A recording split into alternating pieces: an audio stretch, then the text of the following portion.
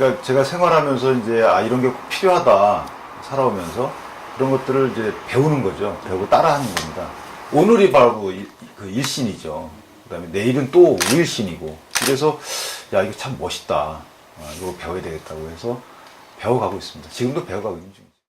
거라고 생각합니다. 예를 들면 뭐 똑같은 게 없잖아요, 사실.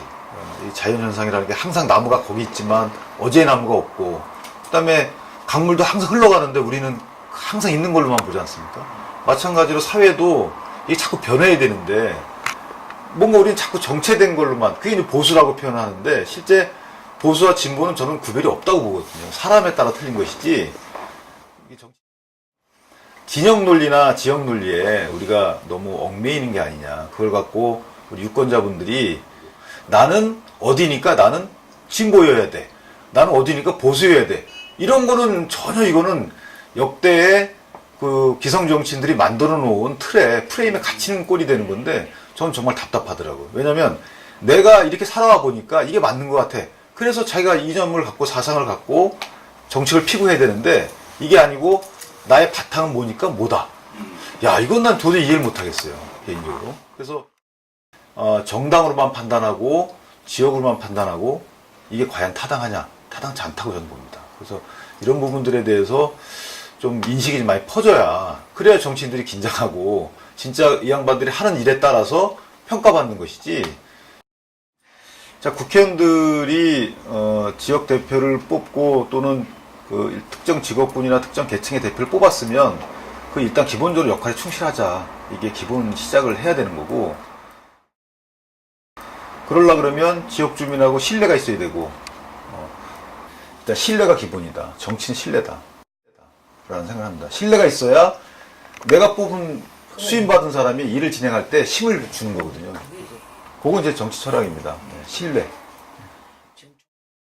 정치인을 무조건 치고 나가는 게 정치는 아니거든요. 왜냐면 다른 의견을 가장 많이 쓰는 대화 타협을 통해서 이끌어낸다고 하지만 조율을 해가지고 이게 바로 최선을 못 가면 차선으로 가고 이렇게 가는 과정이 정치이기 때문에, 또 하나는 그 자체 내에서도 화합이 있어야 돼요. 우리가 세대 간의 화합이라든가 지역 간의 화합 다 필요하듯이.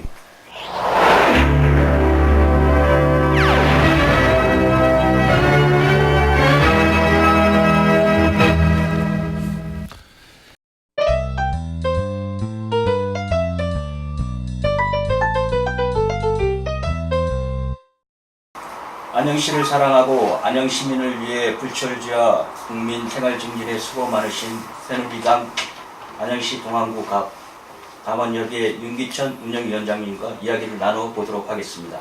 먼저 네, 앉아주세요. 안녕하십니까. 네. 먼저 당협위원장이 되시고 남다른 각오와 새로운 혁신을 추진해 오신 것을 알고 있습니다. 현재 현황은 어떻게 달라졌는지. 제가 당협위원장으로, 이게 조직위원장으로 왔어요. 당협을 꾸리고 나서 현재는 그 기존에 저희가 사고당이 오랜 동안 지속되어 왔기 때문에 뭐 조직이나 기타 유권자분들의 인식 이런 것들이 상당히 낮은 상태였습니다. 그래서 당협 정비를 하는 과정에서 조직을 좀 재건했고요. 그다음에 유권자분들한테 지난 약 한 20년간 저희가 단 한 번도 국회의원을 배출하지 못한 그런 점에 대해서 좀 어떤 승리할 수 있다는 자신감을 좀 많이 알려드리고 있습니다. 열심히 하고 있습니다. 예. 현재 지역구에 문제점이 많이 있죠. 네. 지역 경제 살리기, 청년 일자리 창출, 노인 복지, 낙후 상태의 민원 등 수건 사업이 많이 있는 것으로 알고 있습니다. 활성화하고 풀어줄 대안을 갖고 계신다면 말씀해 주시기 바랍니다. 현재 저희 지역구의 가장 큰, 저희 지역구에 국한된 가장 큰 것은 월곶에서 인도권을 지나는 복선전철입니다. 복선전철은 일단 입안은 돼 있는데 이제 추진 과정이 좀 지연되고 있습니다. 그것은 좀 추진을 좀 끌어줄 수 있는 어떤 힘 있는 정치인이 좀 열심히 노력을 해야 될 사안이고요. 그래야만 순위에서 좀 앞으로 당겨져서 추진될 것으로 보입니다. 이에 관련돼서는 제가 관련자분들을 만나서 좀 한번 빨리 추진될 수 있도록 그렇게 협조를 구할 생각이고요. 그다음에 노인 일자리나 청년 일자리 관련돼서는 실제 그 어떤 구체적인 정책도 중요하지만 구조개혁이 제일 중요하다고 생각을 합니다. 예를 들면 서비스 업종의 경우에 소상공인이 상당히 중요하다고 생각을 합니다. 소상공인이 이 청년이나 노인 복지와 관련돼서 상당히 일자리를 제공하고 수익을 창출하는데, 현재 소상공인이 주로 하는 업종들은 서비스 업종입니다. 서비스 업종인데, 이 서비스 업종이 언제부턴가 대기업이나 대기업 계열사들의 프랜차이즈가 거의 점령을 하고 있어요. 이렇다 보니까 소상공인에 고용된 3, 4명의 일자리들도 없어지게 되고, 소상공인도 파산을 하게 되고, 이렇게 되면 중산층이 없어지는 결과가 생기는 거죠. 그래서 대기업들의 서비스업 진출에 대해서 어떤 제도나 정책을 통해서 다소 좀 신중하거나 제한을 할 필요가 있다고 생각을 하고요. 그 다음에 노인복지의 경우에는 실제 노인복지가 사실 노인복지로 머물면 안 된다고 생각합니다. 왜냐하면 이미 노인 인구가 우리나라는 이제 초고령 사회로 가고 있기 때문에 노인도 경제활동 주체로서 할 수 있는, 경제활동 주체로 역할할 수 있는 이런 제도를 만들고 또 뒷받침해야 된다고 생각을 하고요. 그런 차원에서 경제활동과 복지가 맞물려 갈 수 있는 이런 시스템으로 바꿔줘야 된다고 생각을 합니다. 내년 총선에 대해서 이른감은 있으나 말씀해 주신다면 상대당 후보와 차별화된 전략을 갖고 계신가요? 그리고 지역 주민들에게 약속할 공약은 무엇입니까? 우리 당의 당협위원장으로서 이를 감안해서 말씀드리도록 하겠습니다. 일단 저는 올해 48살 젊습니다.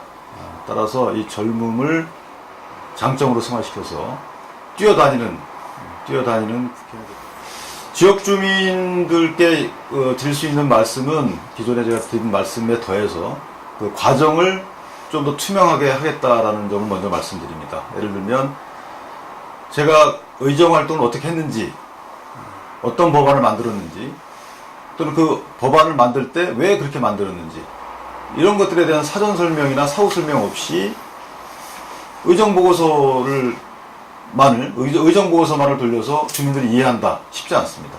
그래서 저는 동정보고 활동을 각 동별로 1년에 1회 이상 다니면서 보고를 하겠습니다. 보고를 하고 현장에서 민원 청취를 하고, 그 민원 청취된 내용을 법령에 반영하는 과정을 다음 동정보고회 때 보고드리는 이런 선순환식의 의정보고 활동을 하도록 하겠습니다. 이에 대해서 협조가 된다면 안양시장이나 각종 기관장들과 함께 동정보고 활동을 하면 거기서 나오는 민원들을 해결할 수 있는, 그 현장에서 해결할 수 있는 가장 좋은 방법이라고 생각합니다. 따라서 이 부분도 제가 추진하도록 하겠습니다. 끝으로 지역구 주민들과 공관대를 이어가는데 하시고 싶은 말씀이 있으시면 마무리 말씀으로 해주시기를 바랍니다. 네. 제가 이제 지역 구민분들께 꼭 드리고 싶은 당부를 먼저 말씀을 드리겠습니다. 안양에 사시는 동안에 안양에 큰 관심을 가져주시는 길이라고 생각을 합니다. 이 관심은 선거철에는 투표입니다. 투표고 어떤 후보자가 어떤 생각을 갖고 어떤 이력을 갖고 어떻게 해왔는지에 대해서 반드시 관심을 갖고 살펴봐 주시기 바랍니다. 자, 무관심한 유권자분들은 무능한 정치인을 낳습니다. 무관심한 유권자는 무능한 정치인을 낳는다는 이 말을 꼭 기억해서 선거철에는 투표로 또 후보자에 대한 관심으로 어떤 유권자의 권리 행사를 꼭 해주시기 바랍니다. 예, 지금까지 새누리당 안양시 동안구 각 당원협의회 윤기찬 운영위원장님과 말씀을 나누어 봤습니다. 감사합니다. 네, 감사합니다.